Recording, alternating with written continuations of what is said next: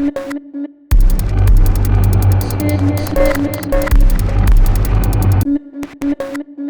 Juan Ayala, thanks so much for coming on the show. Could you give us a brief biography of yourself, please?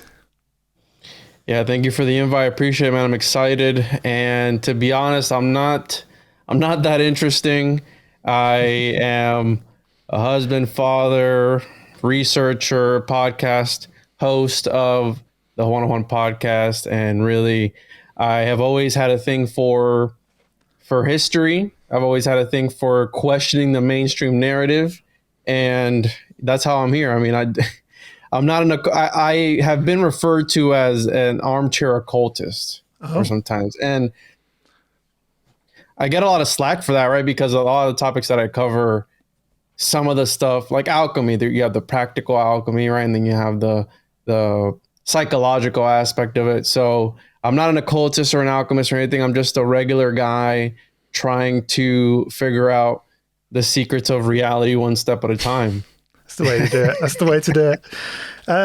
So yeah, I first heard about you. I've been sort of obsessing over pre-Islamic mythology, and I came up on this idea of I was researching and found this idea of the Takwin. Have you heard of the Takwin before? Yeah. So this is kind of like the Middle Eastern homunculus, isn't it? It's the so I was doing some research on that, and I wonder if there's any YouTube videos about homunculus. There's no way there's going to be any videos about it. And then I found you. I was like, Jesus, this guy's done loads. So yeah, it's kind of interesting. But one thing I've noticed from because I've watched a lot of your shows now, tons of them actually, but you seem to have a sort of aversion to occultists a little bit, certain occultists anyway. Often like the word evil comes after occultist in your show. And I was just wondering why that is. So it's my upbringing. A lot of people don't know I was raised Pentecostal Christian. Not a lot of people really know that, but it's my Christian upbringing. I was raised in a religious household, and I've stated it before, at least the occultists that I consider evil, right? The main ones that we all know about, Crowley being one of the more infamous ones. But then you have guys like John Dee, which to them, that wasn't evil, right? They were practicing Christian magic. To them, it was good, right? They were just advancing science. It was science at the time. But the reason I say that is mostly because of the indoctrination, right? I'll be honest. And I'm not a practicing Christian.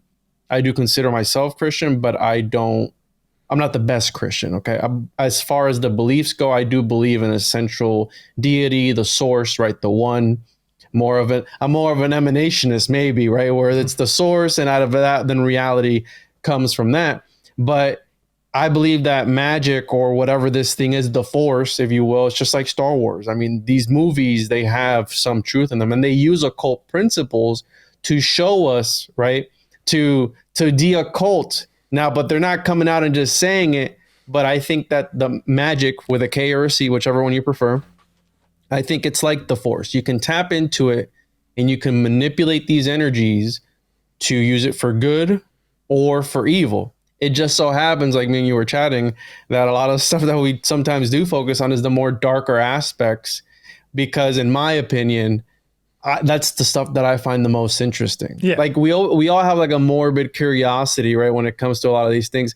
Hence where the homunculus comes from, which is a really interesting topic, because alchemy in general, I call it an interdimensional topic where it relates to quite literally everything. I mean, it's interdimensional, it's psychological, it's biological, it's whatever you want it to be. And the more I look into it, the less I actually know what it's truly about. Yeah. I mean, one thing I noticed on your show, obviously I used to be a member, full disclosure, I used to be a member of the OTO, and I used to be big into Crowley. I'm sort of not as big into Crowley as I once was, but you seem to really dislike him. And I was just wondering, it's like every time you mention him, it's always like, Crowley, fuck that guy afterwards. Yeah. I have some problems with him as well, but I was just wondering, just out of interest, because I always find it interesting kind of gauging other people's kind of opinions on him and their reasons for disliking him in some cases. So firstly and foremost, the reason that I hate him is because, again, I've done deeper research than the regular person. I mean, I would consider myself more of a deeper researcher, right? Really going down these dark rabbit holes that you find yourself in. And when you stumble across his more grotesque work, not like the stuff that we all know, like the Book of the Law, or I'm talking about the stuff where the poems, right? I think it's White Stains, and I forgot what the name of the other one is, but there's just such nasty stuff in there. And here's what bothers me, and I'm sure I'm going to get some slack for it, but you have people who they love Crowley. They're adamant about him. They worship him, right? Some people would even go, they'll defend him too. I mean, I have a buddy of mine with a bookstore, and whenever he stocks Crowley, it's gone in a day. Like, there's still people who are big fanatics of him. Now, when it gets into the child sacrifice, like the firstborn son is the greatest sacrifice that you can ever offer, right? Some people are, oh, it's symbolic. It's all symbolic. But they take everything else at face value. So that's where it's like, so is the rest of it symbolic, or was it just that one piece, since it sounds so dark?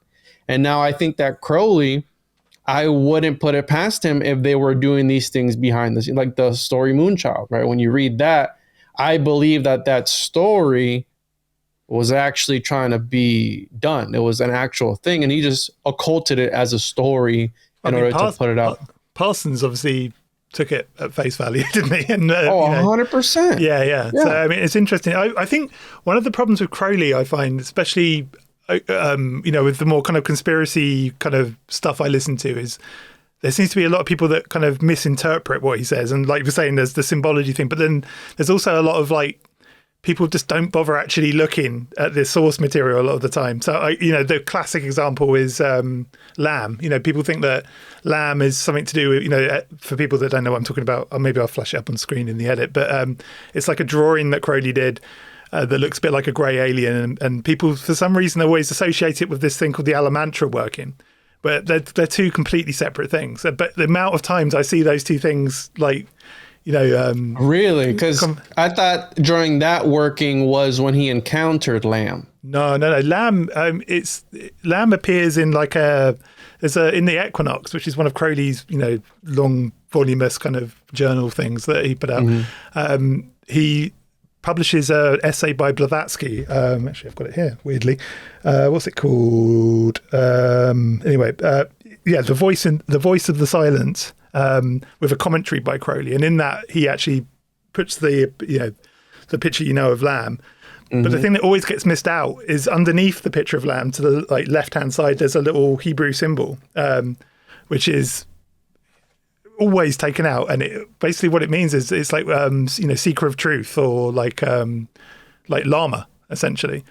Mm-hmm. But I've never understood where the Alamantra kind of connection comes from. But there's two totally different things. It's really bizarre. But I think it's maybe because it's convenient to there's this grey alien looking thing, and the Alamantra working is this kind of cosmic kind of ritual that Crowley did in America. And I don't know, it's weird that the two things get conflated. I don't know why that happens, but so the way I understood it was, right, the Alamantra workings are an extensive set of workings over a set of amount of months. Mm-hmm. And the reason I know about it is actually last night I was reading Beyond the Mob Zone, because I'm getting ready to talk some more Grant. There's the other reason this might have happened, but yeah, keep going. It's in there where supposedly, allegedly, when he talks about Ayahuasca, I believe it was, and the Cairo workings, when he came across in Cairo Ayahuasca, mm-hmm. supposedly it happened on April Fools, like April 1st. And he always told everybody it happened on April 18, 4/18, right? So again, so there's this even Crowley kind of, but the way I've understood it was, part of that Alamantra, I always say it wrong, those workings, which was in New York, I think 1916 or 1917, he came across this entity. And the reason I know about it is because I did an Occult 420 show, right, with Chris Bennett's work, where he also, I believe, talks about how they were using hashish, I think it was, during those rituals. Again, an altered state of consciousness, state of mind, in order to bring these things forth. Now, the Lamb has always been nowadays you have the UFO, which or UAP, that's real hot. And according to Grant, right, 1947, when Crowley died, the new UFO age came into existence, right? So almost like they were taking credit for opening up this rift in space and time to let a lamb. Then you have Grant talking about how the first interpretation of lamb, the first drawing, had a crown. Now you're telling me it had a little symbol next to it. Like, I don't know, man, but it's weird. For some reason, Grant interprets things a little bit. I almost see him like he almost like remixes Crowley a little bit. so he adds it, makes him a bit more kind of, he adds a bit of artistry to Crowley's actual life. The good thing about Crowley, I suppose, is that he's so well documented. Like he wrote a magical diary. All the diaries are, they're all like places like the Warburg Institute. You can actually go and read them and sort of. But yeah, Grant. He had a very active imagination. I think when it comes to. Even reading Grant, like I struggle sometimes because he's just sometimes all over the place. He'll be talking about, and this, and that is why number 49 is whatever related. I'm like, dude, where'd you even, you came out of left field, almost like very schizo, like just like a whole bunch of ideas. But I think that's part of the artist type, right? Yeah. This artist that where they're real kooky. I mean, we have to be kooky to be into the stuff that we're into, bro. Yeah. I think Grant's become really popular recently. It's really strange because he was always like mocked. For the longest time, like you could barely find his books anywhere. He was always out of print. Like mainstream Thelemites, still to this day, a lot of them, mock him openly. They think he's a complete joke, but because of he plays a bit fast and loose with the facts and with just general history as well. He's but I think he kind of appeals to that kind of artist, like incorporating Lovecraft in and things like that. I think he's really using the artistic side of the occult, and I think that's really what's resonating with people at the moment. It seems to be like this, this renaissance of Grant. It's really cool because I love reading Grant. I find it, he's fascinating. And I haven't read a lot of his work. I've only read The Dark Side of Eden, or The Night Side of Eden, I'm sorry, and then Beyond the Mob Zone. Again, my knowledge on him is very limited. I know just the superficial stuff, and I'm now diving deeper. And another thing about Crowley is, I forgot what my friend called it, Mario from Symbolic Studies, shout out to him. He called it where Crowley, the way, I don't know if you've ever heard of Vincent Bridges before. You ever heard of Vincent Bridges? It rings a bell. I can't think why. He did a lot of work on Edward Kelly, and he was an occultist as well. And he talks about Crowley, and he words it in a way to where, because I've heard this as well, where the work of Crowley, the reason it puts some people off is it's so grotesque. And I don't usually read something that doesn't make me sick to my stomach. And when I read some of the more ridiculous stuff of Crowley makes me sick to my stomach. Like it makes me like, there's an actual biological reaction. And I think that's what's important about that, because reading those words, and I think that books and literature in general is a type of device, magical device too, to invoke change in people, invoke change in reality itself. And I think by him putting these words together in a certain way is doing alchemy, right? Because you have the manipulation of symbols metaphysically and literally.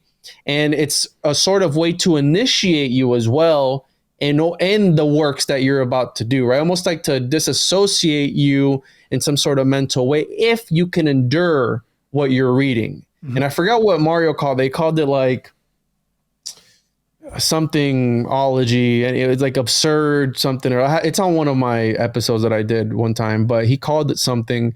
And Vincent Bridges, when he talks about, he calls him Uncle Al or something like that. Yeah, Uncle Al.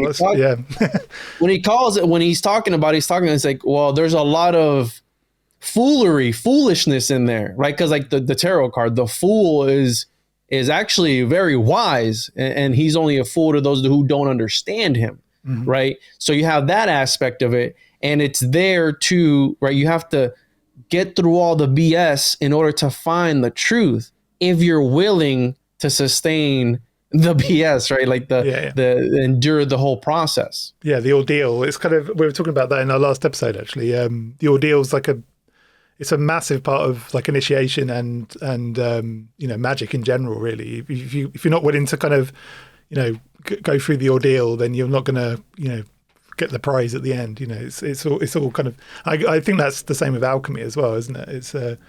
It's you know, there's definitely an ordeal in there. I mean, some of the shit I've read about alchemists, like consuming mercury and, you know, all sorts of like crazy shit. But yeah, do you think, one thing I've noticed recently, especially, which I think is a really good thing, is that the occult kind of communities are actually opening up and like allowing high strangeness in now. Whereas before, the occult used to try and be this super serious academic kind of, no, we're just like science kind of, you know, kind of thing. But now it feels like, you know, things like cryptids and UFOs, and there's like a crossover happening. And I think that's partly to do with the internet and the younger generation coming in, which is cool. Because I think the occult needs to constantly evolve and constantly, that's one thing that really gets on my tits. It's like people that, you know, like Crowley types, especially, like they'll only, you know, his word is the end, you know, that's it. That's the occult. You know, there's no, you know, no adaptation, but they forget that he took the Golden Dawn system and changed it, you know. So it's like, shouldn't we be moving past him now and coming up with new, you know, new ways of accessing these kind of, these powers, this force, as you were saying earlier on. But I don't know, what how do you feel about that? I think that it's all cut from the same cloth, right? The paranormal. And what I think is happening is that, right, I'm in the opinion that there is an occulted world, right? An occultus mundi, an entire autonomous world. Now, if you want to call that the mundus imaginalis, which is the imagination, the collective, whatever it is, you can. But I do believe that there's a realities overlaid on top of one another. And I think that things are able to bleed through, come through, right? And I think that you're also able to open up portals or whatever it is through the use of these occult sciences. And I completely agree with you. I do think that magical systems are meant to be adapted, right? Chaos magic, you can do whatever, right? Mm-hmm. Leave all the ceremony and all the other BS out and do your own thing, which that's the powerful part about that. And that's also the dangerous part about that, because think about all the things that you're doing on a daily basis where you're being subjected to how, what's his name? Michael Hoffman talks about, right, in Twilight language, where the regular people, the regular population is more initiated than the actual people in secret societies because of the things that we're being exposed to. Like I had an email one time where the person writes to me and they go, hey, I want to try out the Monroe tapes. Yeah. But I'm afraid of opening myself up. You know, what are your thoughts? And I go, listen, dude, you can open up yourself up scrolling through Instagram to something that you don't want to, or watching a movie or something, you know, and watching Netflix or whatever it is. You know, I wouldn't worry about opening yourself up to something through these tapes, right? Although these tapes, I've tried them, they do have some sort of effect. They're kind of astral travel, kind of machines, essential technology, basically. They work really well. So. And that's the thing. So I think that we're dealing with a sort of technology, and you're able to tap into it through your desired, right? You can tap into let's use the internet, which I've done the occult origins of technology. And it usually seems that tech is a way of alchemically putting together right to tap into whatever it is, right? So you're taking this occult tech and then just turning it into something that you can hold, right? Something physical and not metaphysical. And so I think that with the cryptids and the paranormal and everyone kind of sort of merging, I think it's all the same thing. And it's just, we're all looking at it from different perspectives. And that's the only thing that changes, our perspective from it. So yeah, you're saying you're more into the occult stuff. I'm into the conspiracy, whatever. I mean, there's none of those left anymore, but more into the conspiracy realm of things. And then you have people who are into the paranormal. But then even within those communities, there's divide. And like, how do you expect us to come together if they don't even in their own community agree on things similar to the conspiracy and similar to the occult, right? And now with I think the more information there is available, people are starting to realize like, yo, we might be all talking about the same thing.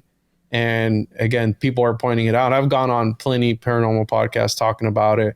And really, it's just a different point of view. And I think it's all the same thing, dude. I think it's all, we're tapping into something or we're manifesting it. Who knows?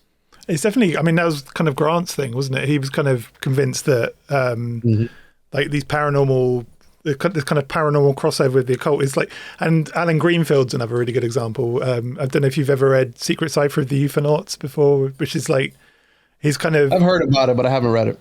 It's kind of this ultra-terrestrial thing where, you know, occult ritual can kind of influence the paranormal, essentially. You know, like you can kind of make UFOs appear doing certain rituals and stuff. So, like you say, it's all kind of this crazy interconnected thing, really. But it's just only now people seem to really actually getting a grip on that, which is interesting. It's taken so long.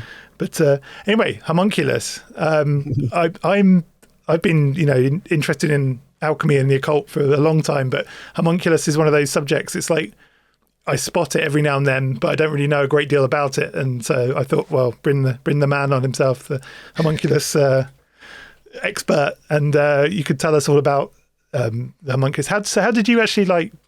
How did it happen? How did you become interested in the Homunculus? So, you know, it's funny because I don't know if I'm proud of that or not, but I actually came across it while doing some research on Manly P. Hall.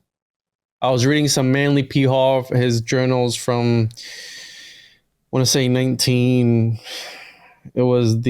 forgot what journal it was. Anyways, he had this set of journals, like little zines, right? And in there he would have different articles. Is it the Mind's Eye or something like that? No, so there is the All-Seeing Eye. All-Seeing Eye, that's it, yeah. Horizons, and then there was one more. I forgot the other one. And he published those from the early 1920s to the 90s, I believe it was. Like, he published for a long time. And I came across the story of Johann Von Koufstein, which was this Freemason who holds the world record for the largest homunculi ever in existence. You can look it up on their website, largest homunculus, and his name is going to come up. And I believe it was from the 18th or 17th century. And I didn't think anything of it. So I had Googled his name right after I was done doing my research on Manly P. Hall. And I had this obscure book come up, the Liber Vacae, which is a 9th century grimoire, right? For those, a grimoire is a book on magical recipes, essentially. And again, that morbid curiosity, it was so grotesque what I was reading that I was like, this is really cool. Like, this is so bizarre. Like, and that's the thing about alchemy, where they shroud these things in. So with magic, right? I'm not a practicing occultist. I think that art is the occult. And I don't know if you've experienced this, but when you're putting out content that we're creating, if you want to take the aspect that we are the Philosopher's Stone, in taking lead, right? This material, interpreting and putting out the content, gold, right? And we're alchemists. We're transmuting people's ideas real time right now on air as they're listening to this. Okay, it's an alchemical process. Existence is alchemical. And when you take that idea and you go, okay, this is really interesting.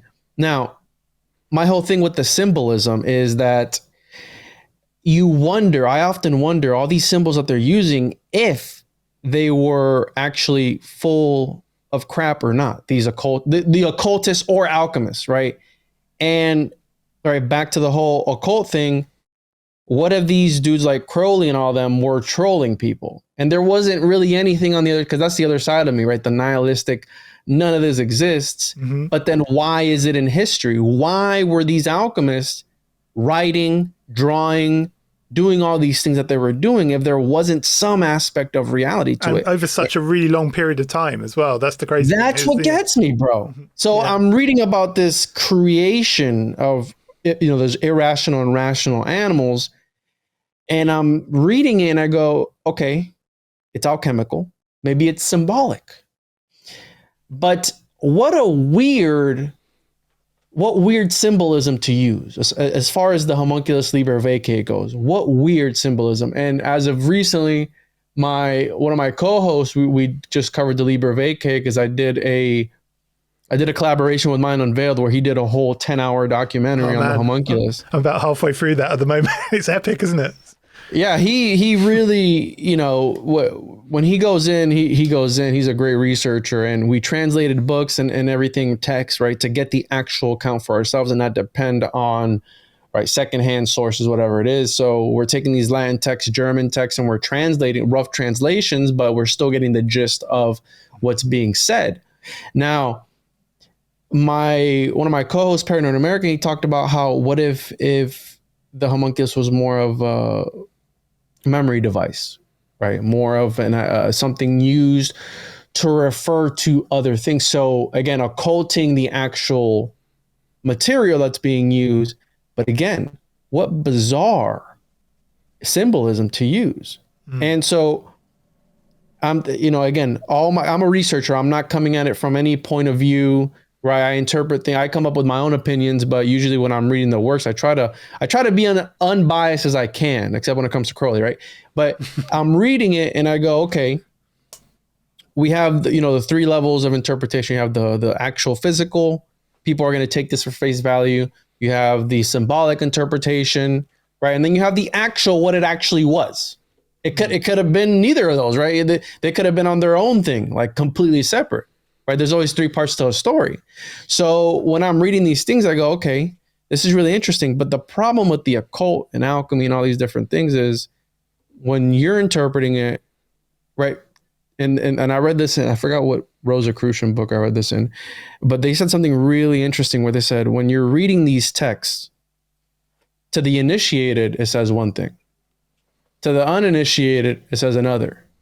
So when you have two separate people looking at the one work, they're getting two different interpretations of it. But here's the problem. Let's say that the keys to that text were lost, Liber Vacay, right? On how to create a homunculus or a moon child or whatever it is that you want to call it.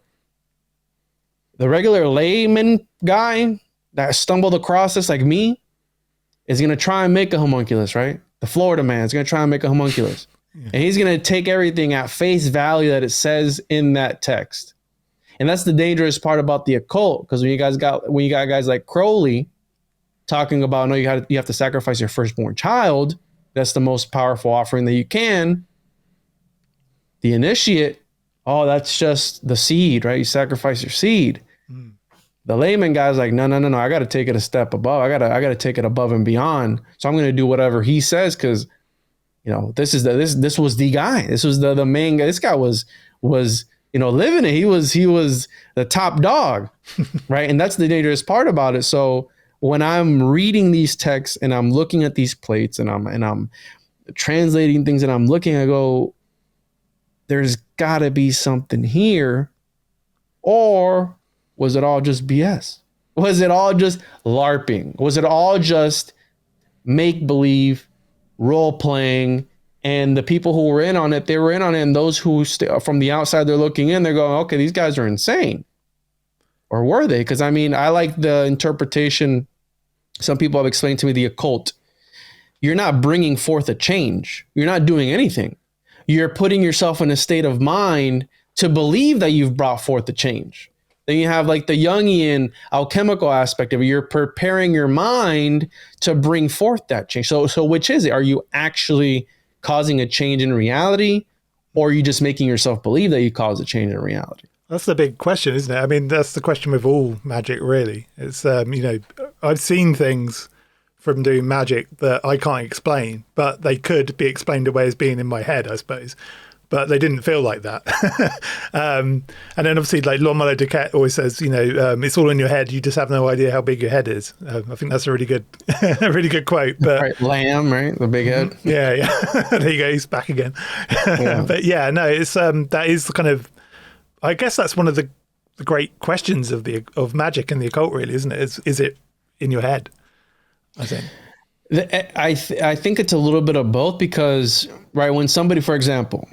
When somebody has a paranormal cryptid experience, right, it gets into the phenomenology of it, right, that approach where to that person, regardless of what you tell him, that person experienced that. It was real to them. Mm-hmm. Who are you to take that away from them? So therefore, if you are doing these practices, and what I meant to say earlier about being a content creator, when people interact with your work, I've had the experience, I don't know if you have, where I have like way more synchronicities that happen. And to me, synchronicities are like breadcrumbs of reality telling you that you're on the right path. So whenever I have deja vu or something, and I remember being here, I go, okay, I've taken the right choices, right? Schrodinger's cat, is it alive or dead? I was like, you don't know until you open the box. So it's like, if I get deja vu, okay, I've been here. I took all the right steps to get here, right? I've already done this in some other life. I'm just echoing in space and time, right? And when I feel like putting out videos, putting out work, and people are interacting with that, because I think that's the occult too, the art, it charges that stuff up. You know what I mean? There's hundreds, thousands of people listening, sometimes millions of people listening to your work. That's got to do something, and right, they're taking of their energy and they're putting it into your work, and that kind of sort of becomes its own homunculus on its own and starts to interact, right? And I think that something happens behind the scenes where you get like me at least, I get like alchemically charged, man. I'll be having synchronicities out, just weird stuff happen, just like weird. And some people might just call them coincidences, but I don't think so. I think that there's something happening, and I mean, right? There's definitely one thing you definitely learn doing magic, I suppose, is that you learn to distinguish between kind of sort of standard synchronicities and meaningful synchronicities, if that makes sense. And I think Jung spoke about that as well, which is like you can, if you look too deeply into everything, and I think this happens with conspiracy thinking sometimes as well, where people start to see like they'll literally look for certain things. Like I saw it the other day. That Elon Musk changed the Twitter logo to the X now and everything. And people were like cutting it half, mirroring it, and it looks like sort of like a Masonic symbol. So they're like, he's doing it in plain sight. And it's like, is it? I mean, it's reaching a bit, but it's the same with synchronicities. I think you kind of, you have this kind of, you can just tell, I think after a while, you can sort of tell the meaningful ones from the sort of, the kind of less meaningful ones. But I think you're right. They're definitely these kind of breadcrumbs from the universe a little bit, I think. Yeah. So when it comes to all this, again, this is just a part of the process of interpreting what you're reading. So you come across a concept like a homunculus and you go, okay. And that also has changed. So, right, you have some scholars would say, right, the more Taoist homunculus, because there's also a version of the homunculus then where it's these it's funny how history repeats itself. It's these men impregnating themselves with this immortal embryo, right? This little golden man. So they abstain from sex. They do all these meditative rituals. They do all these things to reverse this light, right? This force that's around them. The Taoist kind of thing, isn't it? I think it's like which Crowley was. Yes. Which Crowley was into Taoism, because the belief behind it was if I'm able to impregnate a woman with my seed, that's me putting it out in the world. Hell, what happens if I keep it inside of me? If it's all powerful outside of my body, I'm just gonna hoard it all here, right? And you have people who do semen retention, all these different things. Well, that's where that comes from. But they took it a step further, because they were like, okay, I'm going to reverse this light on itself. I'm going to meditate for 100 days. And eventually I'm going to project outward this little golden being it's going to be a culmination of the semen, the light, everything crystallizing in on itself. And it's going to take a consciousnus of its own. And it's going to exist in reality for me so I can escape samsara. So they take, right, that's the one of the proto homunculus, because the word homunculus doesn't come into existence until the 16th century. But that's like a proto, right? The little golden man, where you have these Taoists. And then it's very bizarre, because these religions, they morph into other crazy religions. Like I've been studying the Shugendo tribe and Soku Shumbutsu, where they mummify themselves. So again, they go from wondering what the limits of the human body, right, what it can do, to then quite literally mummifying yourself, right? Can you imagine that process and what that would take, right? The amount of discipline that would take. So you have people, this is documented, so you can go visit these monks that have mummified. This is not the occult. This is actual practice stuff, okay? Because when I tell you about the homunculus, I can't show you a homunculus, right? I mean, it depends on what your interpretation of a homunculus is, but you can go visit these guys, right? They're in shrines being worshipped right now. So when it goes from that, and then there's the mountain worshipping religions, because if you take into account, Crowley was into Taoism, he was a mountaineer. Well, that stems from the same religions that were climbing mountains to attain magical powers. Mm-hmm. The Shugendo tribe were a mountain worshipping religion.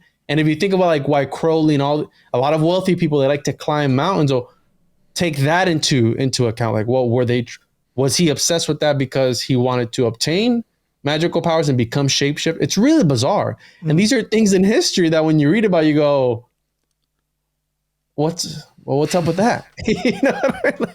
What is happening? And the thing that always bugs me is that all this stuff's been out there for a long time, but why are we now all talking about it? Like, what was stopping us talking about it before? It's probably the church, or the whichever insert Abrahamic religion country you live in, sort of thing. But it's the thing that's always kind of bugged me is why are they so obsessed with kind of withholding that kind of information, and why does it threaten them so much? If they're the monotheistic religion's so all powerful and their god's super powerful, why are they so scared of these occultists or this occult knowledge? Like, for me, that's always been a bit of a bugbear. Probably because, in my opinion, I think that they know they're probably tapping into that same, and this is something that I think about all the time too. And I just finished an episode with a buddy of mine where we got into references of alchemy in the Bible, and I'm actually translating right now. So it was popular to do commentaries because they've referred to the book of Genesis as one of the most alchemical books ever to be, and it's supposedly showing the magnum opus and how to be done. And I'm translating this commentary on the book of Genesis from an alchemist and what it meant to them. Right now, it's about 30 pages. And I think it's from the 17th century. So it's going to be really interesting to read from their point. I haven't been able to find a translation, so it'll probably be the first translation about the creation of the world in the book of Genesis 1 and 2 and what it means alchemically. So from an alchemical perspective. And it's really interesting because if you think about the 1611 King James Version of the Bible and perhaps how maybe there was hidden ciphers within that, and you have the Baconian theory and all these different things intermingling there. And then his contemporaries, right, John Dee, all these other guys that were like, okay, well, did they have a hand in occulting perhaps secrets in this book that has quite literally transformed, again, this interdimensional literature that resonates throughout all of history, right? The King James is one of the most sold books to ever exist. I mean, think about that. That's got, again, back to this creating content. People are interacting with it. That causes synchronicities. Well, think about a book from the 17th century. People are worshiping what's being said in that book. Again, the initiate sees one thing, the uninitiated sees another. Now, when you start talking about that, that's blasphemy. Yeah. You can't, right? What? No, this came from the word of God, right? Well, it was divinely inspired, was it not? I mean, any major religion is divinely inspired. And I think that I lived it. I mean, right, you have one of the first alchemists, Zosimos of Panopolis, writing about the book of Enoch. Mm-hmm.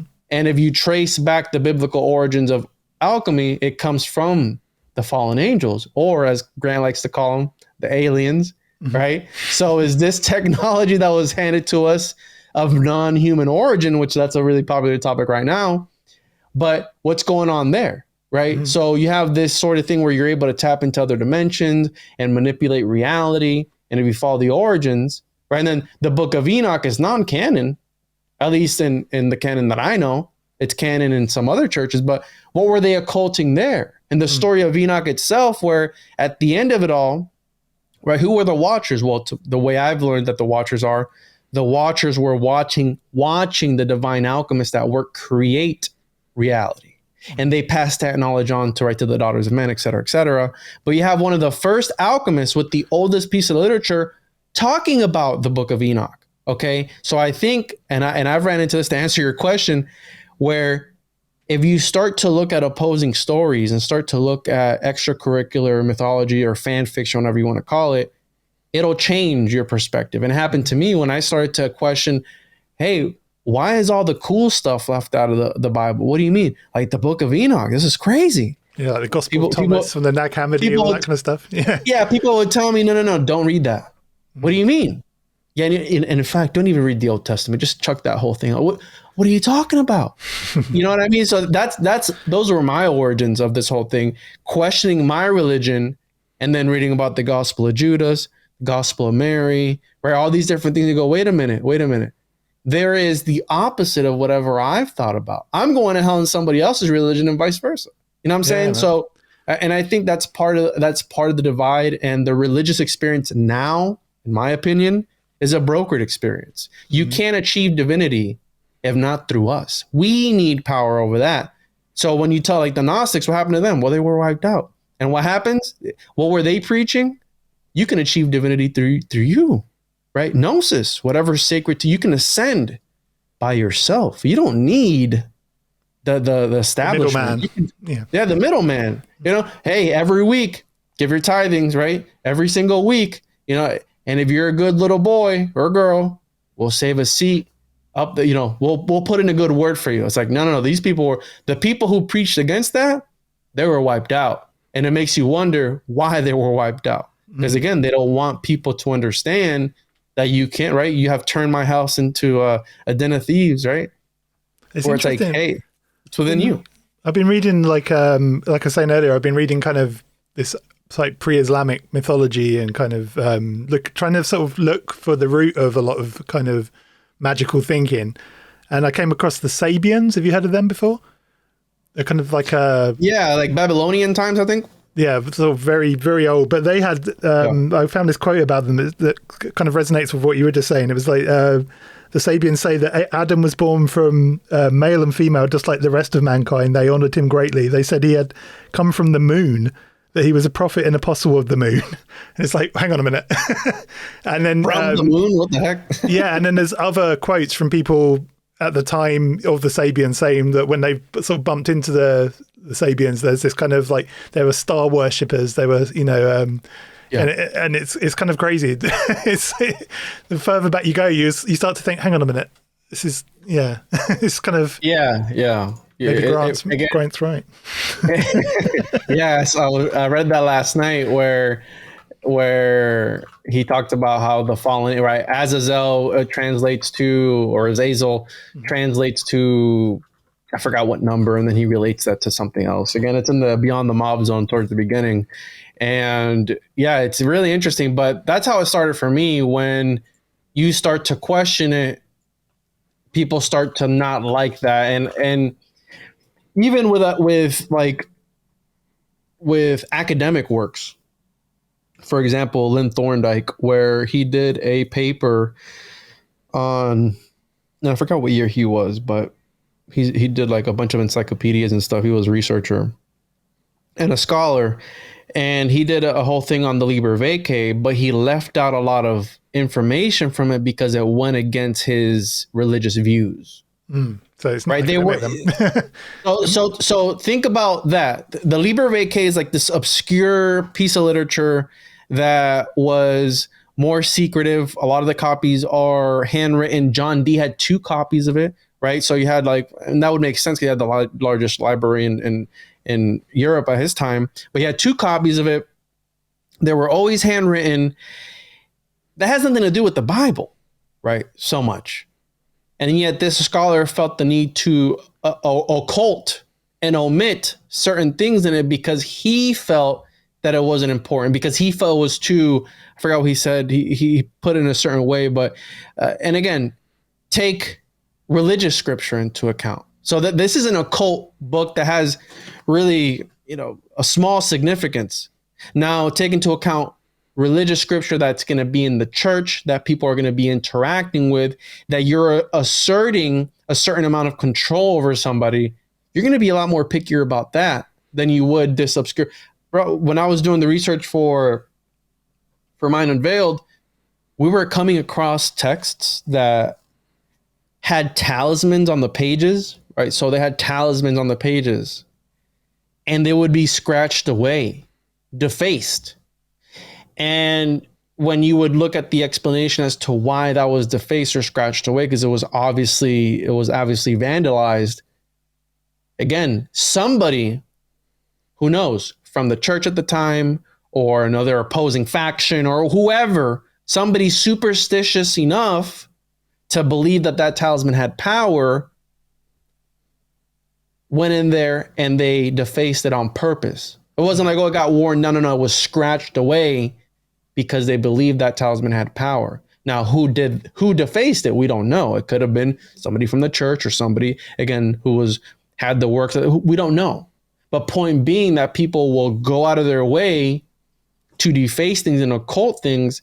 Now, that's why it's kind of ridiculous if you think that this is why I don't believe in really, I think that we're all human. Okay. I think that we're all made the same. We all bleed the same.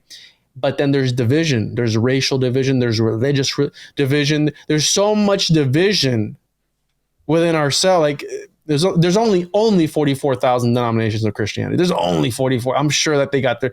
It's like, how are you supposed to find the truth? And there's division within that community. And that this is for anything and everything. Okay. And not just for religious things, but, I posted a video this week that a lot of people, right. You had the usual YouTube common experts coming out the woodwork because they don't agree with what my guest's interpretation had to do with this religious text. And I go, listen, dude, I mean, you people are even proving it there in yourselves. What we're talking about, because it goes back to what I mentioned earlier. It's whatever it is to you. Mm-hmm. It doesn't matter what it is to somebody else. It's your gnosis, however you interpret it. Now, that's where the controversy comes in, because then you get into who's holier than thou and I'm better than you, right? You get supremacy and all these different things. So it's like the waters get muddied real quick, and it's just again, it's such a weird place to be in, right? I mean, especially when it comes to all this occult stuff too. The Christianity thing in particular, like even the Bible doesn't agree with itself. If you look at the Old and New Testament, I mean, Satan is a classic example. So like in the Old Testament, Satan's a title. It's not a devil.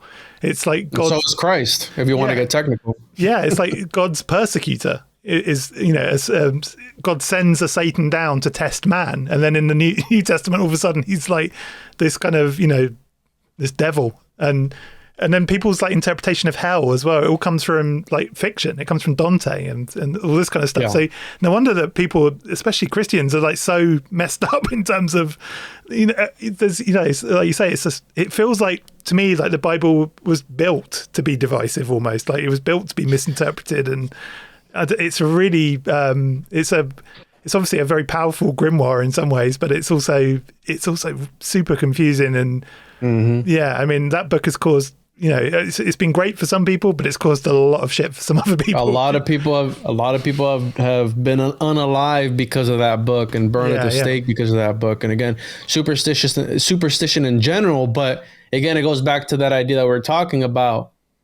Why do these ideas even exist to begin with? Right? Because when you talk about magic and you talk about alchemy and I talk about the homunculus, people are like, oh, you're crazy.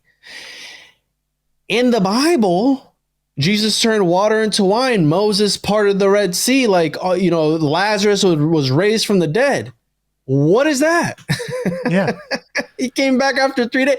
That's magic. That's alchemy. That's in your book. But no, it's not, because it's our guys, the good guy. You know what I'm saying? Like, and that's another thing that at least the Muslim alchemists, they would talk about that, about how to create good homunculus versus bad homunculus. Because the idea back then was, and the reason that a lot of there was Christian magic was because it was natural magic, magia naturalis. So it was stuff that God put in nature.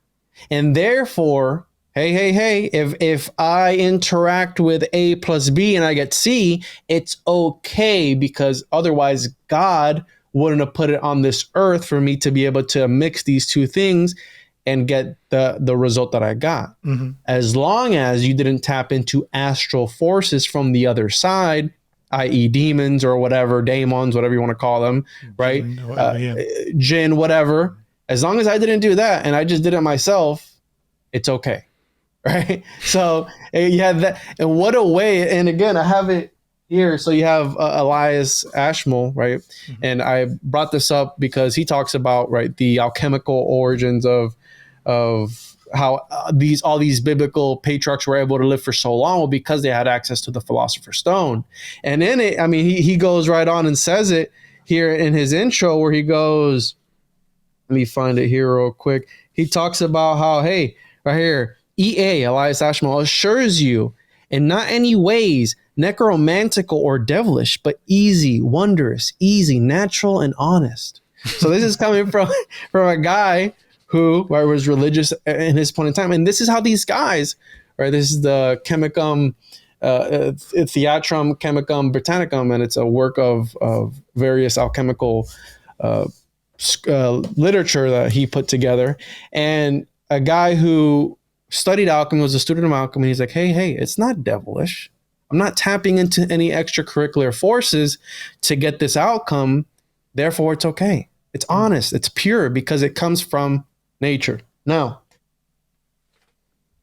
some scholars have argued that the homunculus is a sort of artificial demon, right? And then you had, in the 15th century, stories about the Arnaldian homunculus, where there was this alchemist, again, a theologian, part of the church, a church doctor, I believe he was, where he was creating homunculus, and he would destroy them as soon as they would come alive, because they're like, hey, I don't know if God died for that homunculus' sins. Like, who died for that? Does a homunculus even have a soul? Like, who determines that? What happens then?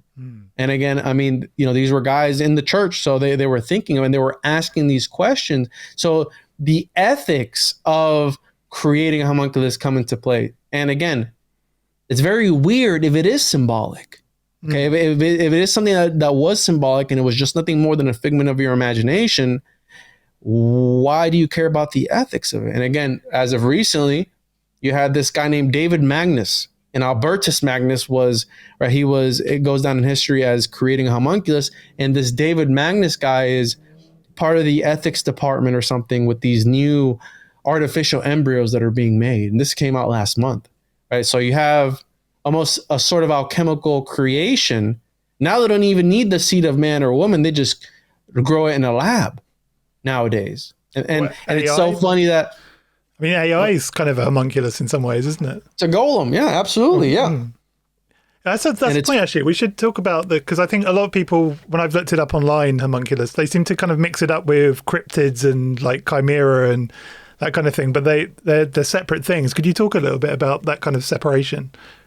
What, the golem and homunculus? And things like cryptids and like, like chimeras, people seem to feel that they're the same thing a lot of the time, whereas to me, they feel kind of different, but maybe connected, but different. The term that you used at the beginning, I forgot how to say it. It's not an actual homunculus, it's the artificial creation of life, right? From the Muslim alchemists at the time. And essentially, what was that? Takwin. Yeah. It's artificial creation of life. Okay. Again, you can insert alchemically or not, but again, alchemically. And there's the reason that people associate them is because, again, back to this idea of rational and irrational animals, because the alchemists, they were like, okay, so if I'm making this homunculus, which means little man, right, or miniature man, what happens if I start to mix in animal semen, right, and mix it with in the womb of a cow? What do I get then? And then you have these bizarre creations. Back to Grant, he talked about the Typhonian teratomas, where it was these creatures that were experiments of, again, the fallen angels or the watchers or the aliens, whatever you want to refer to them as. But it was weird because he talks about them that they exist in this universe B. And sometimes they bleed through into our reality. Again, very, very Stranger Things-esque, where the portal's in the tree. Well, that happens to be right. The universe B is on the opposite side of the tree. So just, again, what's Hollywood trying to tell us there? But people relate them because these alchemists, according to Paracelsian principles, right? He said that sometimes these homunculus that you would set into the wild and let them grow old, they would become mythical creatures as well. So there's this mythological cryptid lore to it. And it's funny because one of my guilty pleasures is cryptids. And when you start to really put things together as to, right, the occult meanings or esoteric meanings of the dog, right? The role that dogs have played in the occult is a very specific one. The dog is associated with Satan, right? Mephistopheles. Hecate. Hecate, yeah, you have all these different things. Is it Siberius? I think it is the three-headed dog, whatever. I'm rusty on that mythology, but it's always been associated with Satan or the devil. Mm-hmm. And I've also heard it put that damned souls are reincarnated as dogs. Souls that have had a violent death are reincarnated as dogs. Okay, so you have the lure of the dog man. Okay, so you take that, right? Dog backwards, back to Grant. Dog backwards is God, right? Mm-hmm. And he talks about that.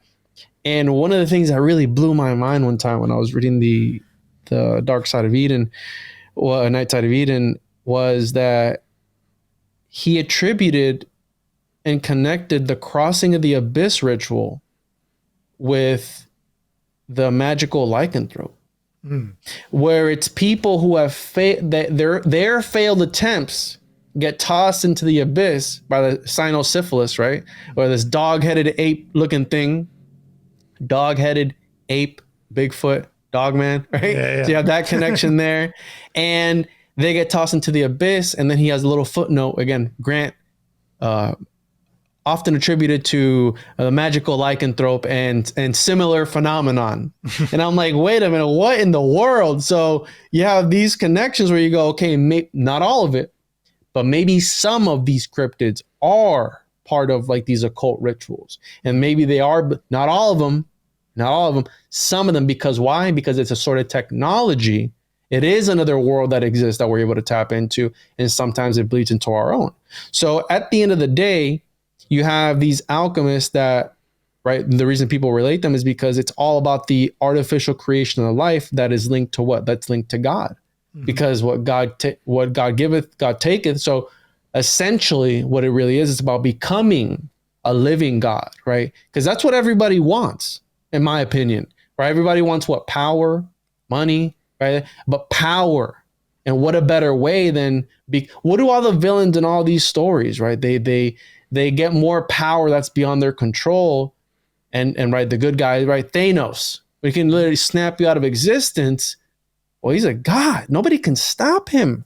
Everyone dies trying to stop him, right? And I think this is what these alchemists were achieving. And then you had various versions. You had the homunculus, the golem, chimeras. What do they all share?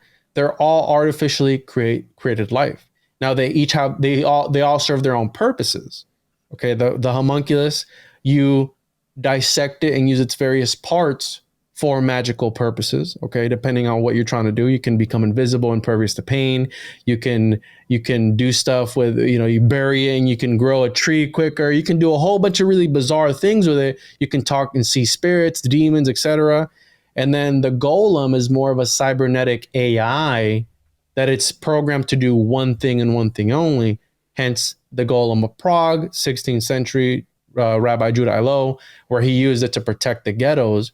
And it's the typical Frankenstein story. Again, artificially create the life and it runs and it gets out of control, right? And it starts to unalive everyone that you've ever known and loved, right? And Frankenstein is a weird one because the monster becomes philosophical and follows him around and goes, I'm going to end anybody you've ever loved.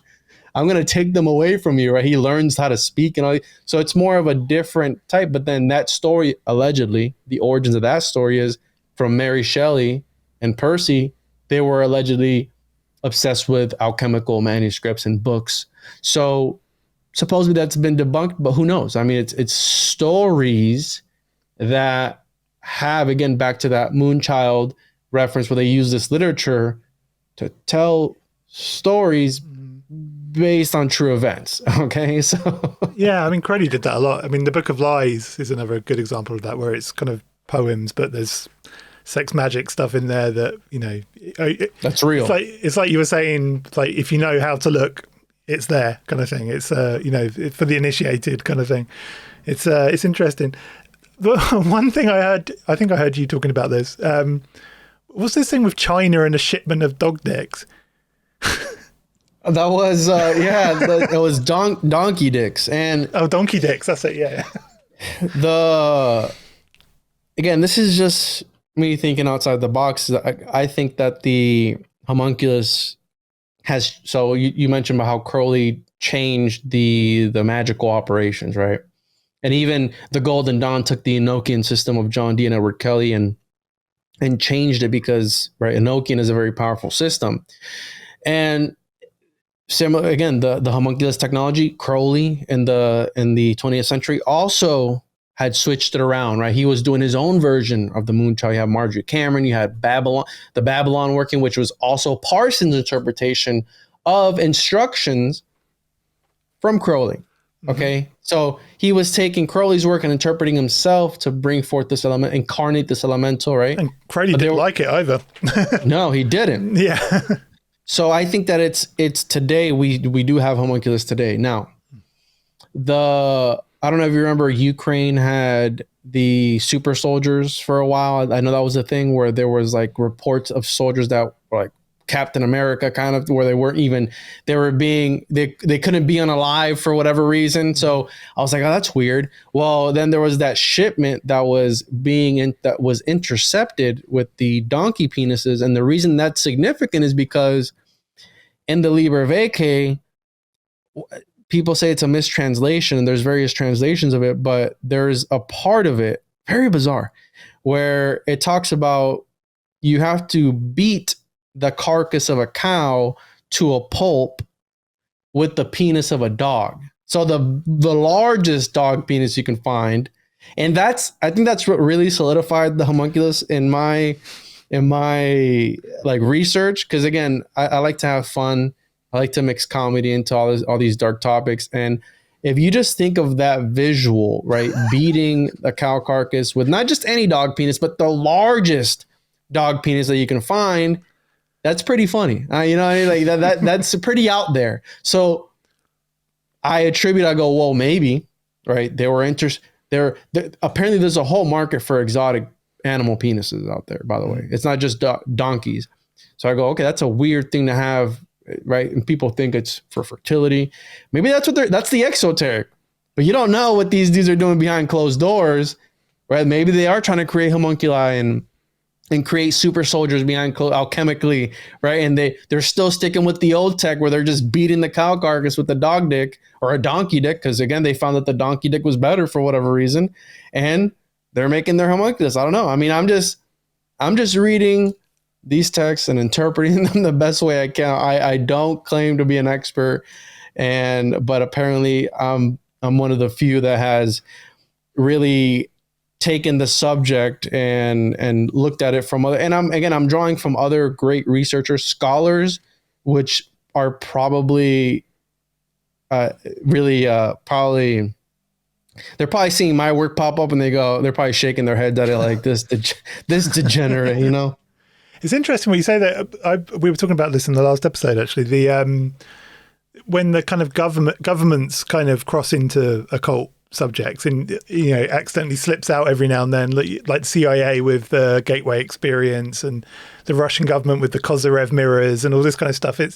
That's where stuff gets sort of super interesting to me, because it almost legitimizes. You were saying earlier about is any of this real? But if these people are spending all this money, big governments are spending lots of money testing this stuff out, then they must think there's something in it. It's and that's the aspect of it. Of if cloning isn't possible, then why is it banned in over 70 countries, right? But that's science fiction. Then why'd you ban it if it's impossible, right? So, and that's the thing, dude. Like when it comes to even conspiracy thought and a lot of these, so you mentioned earlier, people look for conspiracy and everything. Well, it doesn't help when you have these elites playing right into, right? You have Biden talking about the new world order, bro. That's like the what is it, Pavlov's dog, where when they ring the bell, the dog sound. The conspiracy theorists are waiting for you to drop that word, and here you are. Whoever wrote your freaking speech put that in there, maybe. Right, as a little nod to everyone watching, or like, troll, hey, again, a troll. We're going to create a new world order. Like, people lost their minds over that. You know what I'm saying? So to see Alex Jones's face going bright red. Turning the frogs gay. Yeah. So and then that's the other thing. Like stuff starts to come out that solidify, and I think that's part of the system. I think that things start to be revealed that were conspiracy theory, but then they're actually real, that also solidifies all these crazy ideologies and all these different things. Because again, I'll be honest, sometimes looking into, and I don't know if you can relate, but looking into the occult, looking into these theories, looking into all, it can put you in a negative state of mind, right? It can do something to your psyche. It can do, and I've talked about this before, where a lot of these occultists drove themselves insane, in my opinion. Some people would disagree, but look at all of Crowley's wives. Who knows if he offered up their mentality to these things on the other side? And I think that he offered up humanity as a sort of sacrifice, and the chorns on working with Victor that he did, where he was possessed, right, trying to cross the aethers. I think that because right after that you had World War I, the Great Depression, World War II, like all these different things happen, right, back to back to back. And then 1947, then you had the new UFO age coming for. So who knows if, and I don't know if you've watched the Crowley connection at CERN, where, right, you have, how you're saying, these government and private corporation, government entities, whatever, kind of sort of using technology as a sort of occult device. And then, right, what is there a lot of at CERN? Well, there's a lot of magnets. Well, the magnet is the magician's choice of stone. Okay, right? The ape, from Kenneth Grant, the divine ape, the ape is looked at differently because it's not man nor beast. It exists in this in-between, right? And you had Galen. Liminal species, I think they call it. Exactly, where it's in between. Then you had Galen, who wouldn't do dissections on or autopsies on apes because he felt too human. So, right, you take that aspect and you apply that alchemically, right?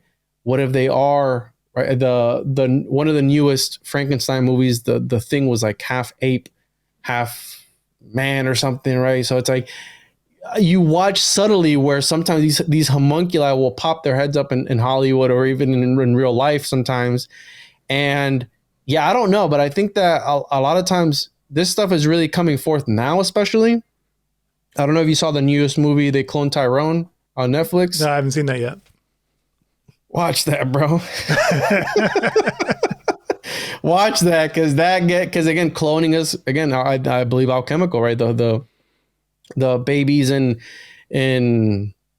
what do they call it? Test tube babies. That's also, again, alchemical. And again, you look at all of Hollywood, a lot of surrogate births, a lot of different ideas. I don't know, man. I'm just pointing out.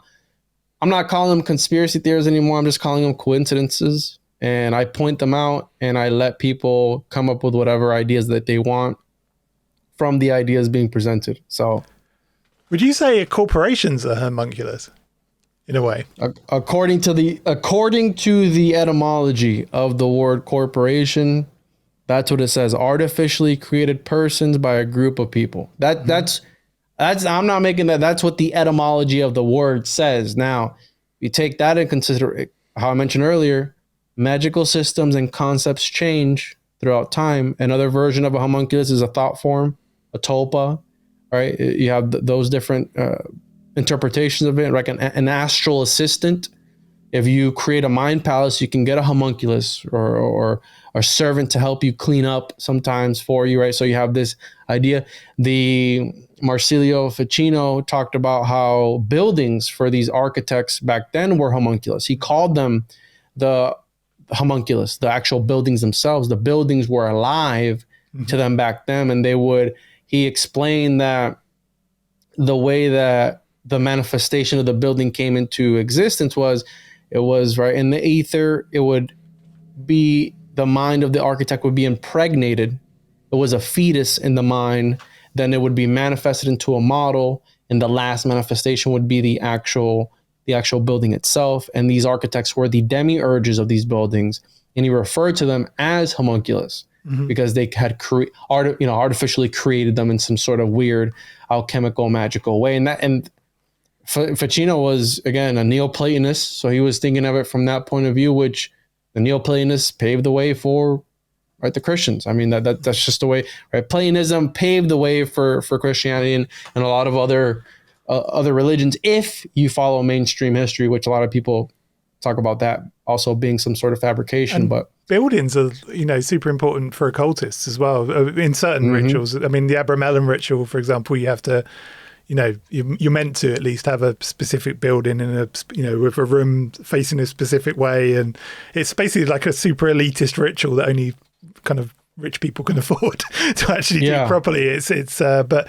again, it's like this kind of architectural magic, isn't there, involved in that? There's like a kind of structural, and it kind of, you could say that it happens with like all magical ritual in some ways, the way you place the altar, the positions of things, it's all kind of like a, quite important when it comes to this. It's very important. I mean, that's what some people fail to recognize.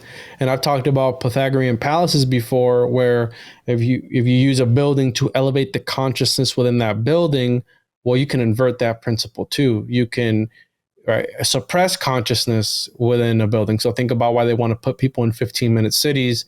Again, maybe to oppress their consciousness, suppress their magical ability, whatever it is. I mean, Washington is set out a certain type of way, not just because, right? It's got its own layout. Yale is where it's at because of a certain alignment to, all these different, and if you look at the influence of the people in these areas, it's not just a little bit, it's like they were, influential to, Yale has like all the cool artifacts, right? The Voynich manuscript and all these different books, right? Books that are there. And it's like, why are they there? I believe, in my opinion, that they're there for a reason. And it's to resonate on a certain level of reality. And then they take this and they spread it out throughout the entire world.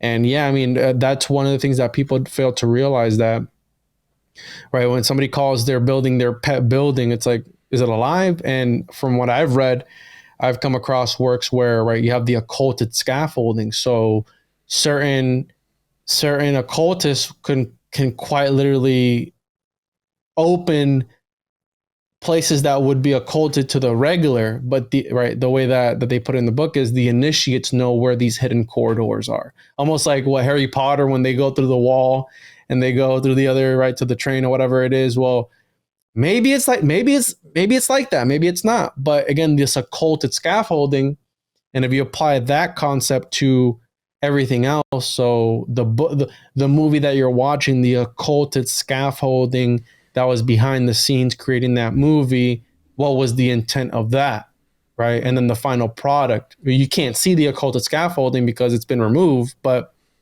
just know that it's always existing there. And that's what influences the final product, not the actual thing itself, but what's going on behind the scenes. Have you ever looked into Nicholas Roerich before? Yeah, I've heard of him through, I think it was Manly P. Hall also. Yeah, it's the Inner Earth, right? He went through Shambhala. He was his thing, and he was allegedly given this stone. I've forgotten the name of it now. It begins with a C. Oh damn! I've got my notes. Interesting. No, I thought I might have had it on my notes here, but no. But I'll send you some links to it because I'd be interested to see what you make of it. There's actually a documentary about it that I found on YouTube, but there's a load of websites and stuff as well. But he seemed to be in possession of this sort of stone that it kind of seems very alchemical. Like I said, I'll send you the link to that one. But so what would you say like the modern alchemist looks like? Because it's one of those strange sort of subgroups almost of the occult, isn't it? The alchemist community, as it were. So if I had to take a wild guess, people like you and I, we're alchemists, right? We're diving into these topics and spreading these ideas, but also back to quote Manly P. Hall, he says that the modern alchemist moves away from his cave and he's put in a building with 4 walls, right? And maybe perhaps a white lab coat on, right? Who knows? I mean, but I think that those are the modern alchemists, and similar to what, right, are your motivations and my motivations, whatever those are, I think that's what changes. I think that's what depends back to this idea of, right, it's a technology that we can tap into, and what we use it for is what, because if you think of everything that's created now, right, You have artificial flavors. Well, that's alchemy. You have artificial fragrances. Well, that's alchemy. You have all that stems from the spagyric art, right? Medicines and all these different things stem from that. So extrapolate that outwards and look at all these different fields that have to do with that, right? And the medicine, all these, use your imagination, right? Things that they make you take that some people don't want to take, and all these different things, and why that is, right? So maybe they're practicing a different type of alchemy versus the other people who are trying to, I don't know, right? Us right here talking on this podcast to try and spread some of the truth and de-occult these concepts to different people who otherwise either can't do the research or don't want to, or whatever it is, right? And I think that's where your alchemist will be at, right? If that makes any sense. Mm-hmm. So one thing we haven't looked at yet is how throughout time kind of the creation of homunculi happens, the physical creation, because there's different, it's like the Liber Veccae, whether that's got the thing with the bull, hasn't it, or the cow, and then you've got and then there's one, could you talk a little bit about kind of some of the different methods that you've seen of creating them? So I actually have a homunculus owner's manual, and it's a comic, a little, I think they call it chick track or something like that, where it's the entire history of it. And I've seen it. So the interpretation of the homunculus, like as a physical being, can be traced back, I think, to if you want to go back to the Taoists, but the actual, let's go to the Liber Veccae was 9th century. And mind you, again, the word homunculus wasn't used. It was either, I've seen it use rational animal, I've seen it put the child, I've seen it put the form, I've seen it put the substance. So it's got different names, but when you start to peel it apart, you go, okay, they're referring to a homunculus up into the 16th century. Now, the different ways of creating it, it depends on what you're trying to make. So the typical homunculus, if we want to quote Paracelsus, the 16th century, was you take a vessel, which is the matrix, and then you take the seed of the man, you put that in there, and then you put it in the dung of cow or horse, right? And you let it sit there for 40 days, and supposedly out of that comes this transparent little thing, right? And then you're supposed to feed it blood. Sometimes there's talks that you have to feed it a little bit of crushed philosopher's stone in there too, in order for it to, because it's going to be very hungry. And then after that, you can do whatever you want. It can be your best friend. You can use it for your magical operation. It'll divinate to you. But then you also have there's other forms of homunculus where you don't need to alchemically create one. There's also the more of the opening of the mouth ceremony, if you will, where you have an object, right? The homunculus that everyone, and I can speak about this when it comes to everyone, that everyone has been exposed to, at least in Hollywood, is the voodoo doll, which has nothing to do with voodoo, but it's a simulacra of a man, right? And it's sympathetic, magically linked to whoever is on the other side, right? And whatever you do to that little voodoo or the little homunculus, either out of clay or wood or straw, whatever it is, affects the other person on the other side, right? So that's the homunculus that everyone has been exposed to. So again, you can have a statue, right? So if you think of the concept of Baphomet, right, to the Knights Templar and all these different things, Baphomet was a sort of homunculus too, because was the head of whoever, of a prophet, whatever, and it was divinating to said Templars, right? Well, you needed to invoke, right, in a theurgical fashion, right? Ask for this thing in the ether to come down and animate it for you. Okay, so that's a form of homunculus as well. So it's not just a little alchemical man. There's various forms of it. And like I said, even a thought form, as simple as a thought form that you can, right, astrally create, can come in and be your homunculus. So it's not just like those various ways of doing that. And again, how you go about that would depend on your magical system that you're using. So have you heard of the Fraternitas Saturni before? The Brotherhood of Saturn? I have heard about that. I don't know anything about them, but I have seen them come up before in my research. Yeah, they were big into egregores at one point. Egregores is another one. Yeah, absolutely. Yeah. And famously they created they sort of created an egregore and then made a sort of statue of its head. There's a good book. It's called The Fraternitas Eterni by Stephen Flowers, and the actual cover of the book is this egregore, and they've actually like rendered it into clay, and it's really it's like full on kind of. It's like that Archive 88 show, I think it was, or Archive whatever. Archive 81, yeah. 81, yeah, like that, right? Where they were worshiping this, spoiler alert, worshiping like a statue or whatever it was. I mean, again, similar concepts. So you don't have to go as far as beating the cow. If you're limited on dog dicks, right, and big dog dicks at that, then you can employ other methods to create your homunculus and have it do whatever. And again, that's why it's so fascinating, because it can be. That's why I said earlier, alchemy is like whatever you want it to be. It can be physical, it can be biological, it can be psychological, it can be metaphysical, like whatever you want it to be, it's there, and some. And the more I peer down this rabbit hole, the more I don't know what it is, because it keeps morphing into something else, and I'm like, okay, and right when I think I have it like grasped down and go, okay, now this makes a lot of sense, it'll just change right then and there, and I'm like, oh damn, now it's something else. I can't really interpret what I'm looking at, right? It's like you can stare into the abyss, and the abyss will start to stare back into you. I have to know, man, what do you think about these plane videos that keep turning up? This guy, that motherfucker's not real woman, and there's been 3, I think, so far now, hasn't there?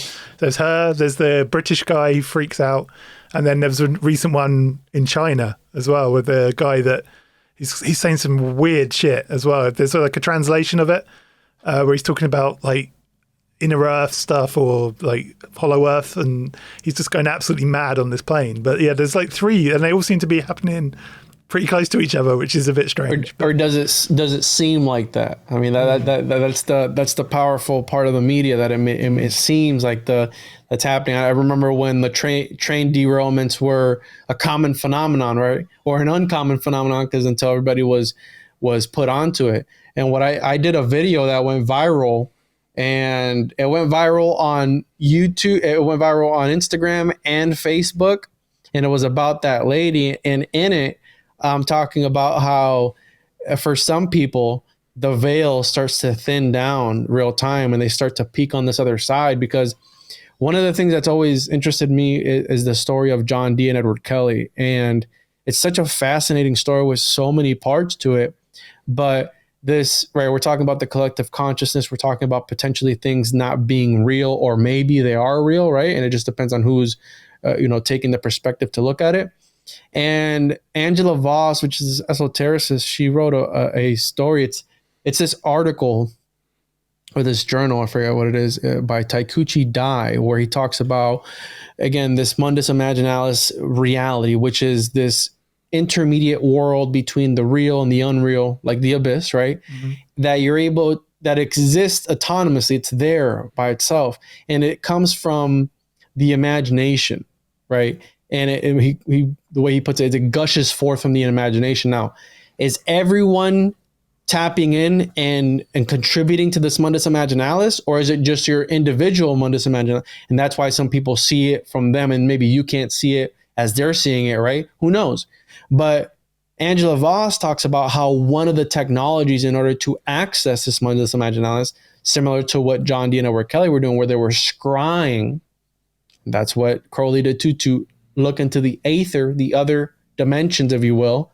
Well, we're all scrying all at the same time. So what if we're all contributing to our mundus, right? We're all collectively tapping into this mundus imaginalis and letting things through, to piggyback off Grant, and letting things happen, come into our existence, right? And that's why we have the dogmen and the cryptids and the Mothman and all these different alchemical chimera looking things, where it's like, what's really happening?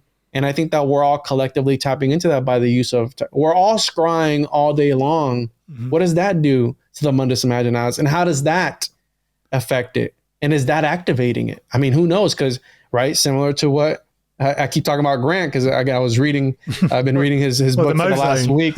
Yeah, exactly the state of sleep, right? Where he talks like you were there, but when you wake up, were you really there? Like, were you where your body was at when you were having that dream?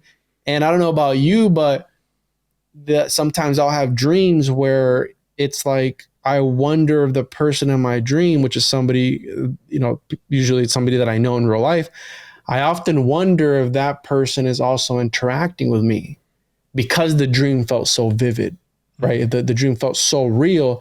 I go, did that person interact with me in their dream?